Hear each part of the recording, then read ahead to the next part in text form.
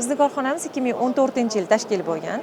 Bugungi kunda 100 dan ortiq mahsulotlarimizni o'z egalariga yetkazyapmiz. Kompaniyamiz bugungi kungacha 50 dan ortiq yurtimizdagi nufuzli tashkilotlarga o'z formalarini yetkazib beradi. Mana bugun boshlangan inson uchun ko'rgazmasida qatnashyapmiz va ko'plab korxonalar bilan shartnoma qilishga erishdik. Shu qatorida TMK bilan shartnoma qilishga ham erishdik. Biz bundan juda ham xursandmiz.